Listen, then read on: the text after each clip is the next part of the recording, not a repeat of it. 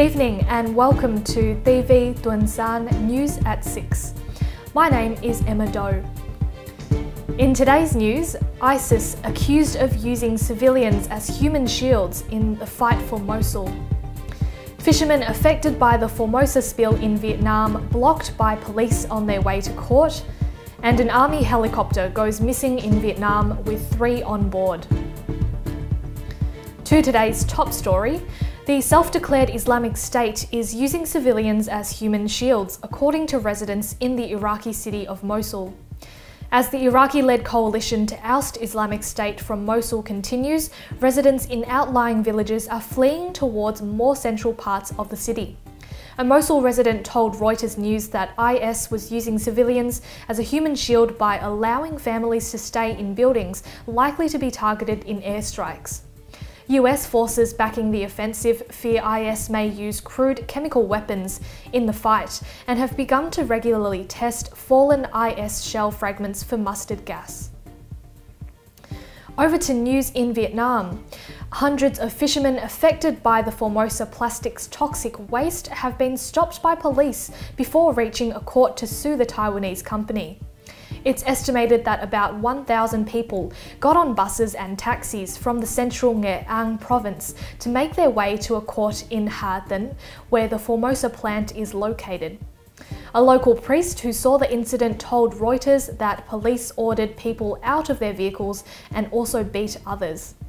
Sporadic protests have continued since tens of millions of fish were killed by Formosa's toxic waste spill in April. Late last month, 506 court files lodged by the fishermen against Formosa were rejected by the court in Hà Tĩnh. Vietnam and the United States have launched the second phase of a dioxin cleanup in the central city of Da Nang, where millions of litres of toxic herbicides were stored during the war between the former enemies.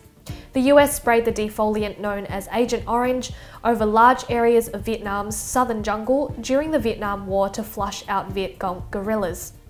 Vietnamese victims groups have long blamed the toxic residue for deformities and disease.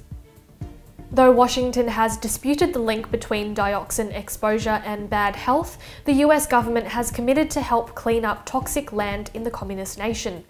The countries whose relations have warmed in recent years began treating 45,000 cubic meters of soil contaminated with dioxin at Da Nang airport on Tuesday. The task is expected to be finished by mid-2017. A rescue team has been sent to search for survivors after a military helicopter carrying 3 people crashed in southern Vietnam on Tuesday. According to state media, it's believed the Airbus EC-130 helicopter with a pilot and 2 students on board crashed shortly after it took off in the southern province of Bà Rịa, Vũng Tàu.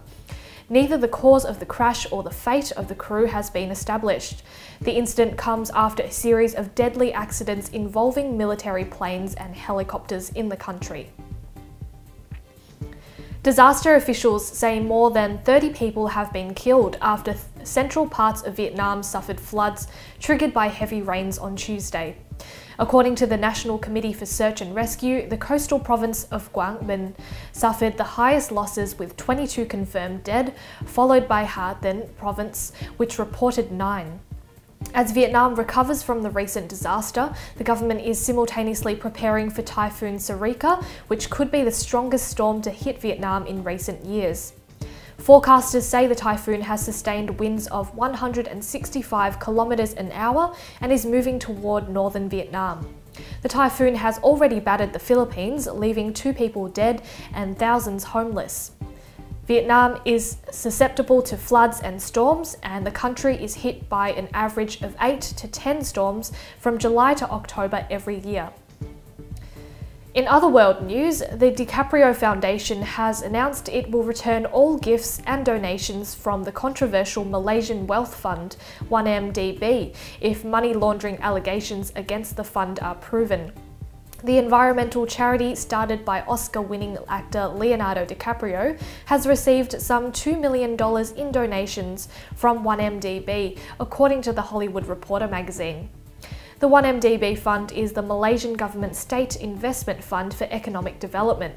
It's currently being investigated for embezzling and money laundering after close to $1 billion from the fund entered the bank account of Malaysian Prime Minister Najib Razak. A High Court judge in Hong Kong has knocked back the Hong Kong government's attempt to bar pro-independence lawmakers from being sworn into the Legislative Council. The newly elected lawmakers were barred after they unfurled a banner reading "Hong Kong is not China" during their initial swearing-in ceremony last week. The High Court judge rejected the Hong Kong government's injunction to stop the pair from undertaking a second swearing-in ceremony that would have let them assume office. The judge, however, approved a judicial review of the case, which will happen next month. Back to news in Australia. An Australian man in Bali accused of sexually abusing at least 11 girls has claimed he is innocent in a press conference outside the Denpasar District Court. 70-year-old Robert Ellis is accused of abusing the girls aged between 7 to 17 over a 2-year period. Ellis admitted to paying to bathe the young girls in his home, but told media that he didn't know his actions were unlawful. He denied any abuse or sexual relations taking place. He is due to be sentenced next week. Under newly passed laws in Indonesia, child sex offenders could be chemically castrated and sentenced to death if found guilty.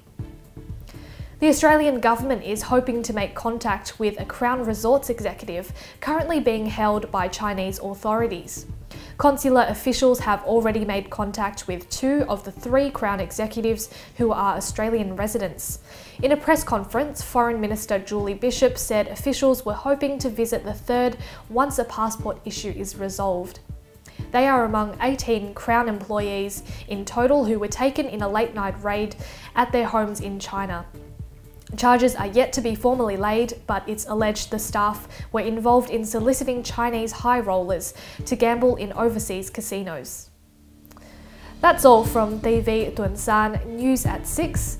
I'm Emma Doe, looking forward to your company at the same time tomorrow evening.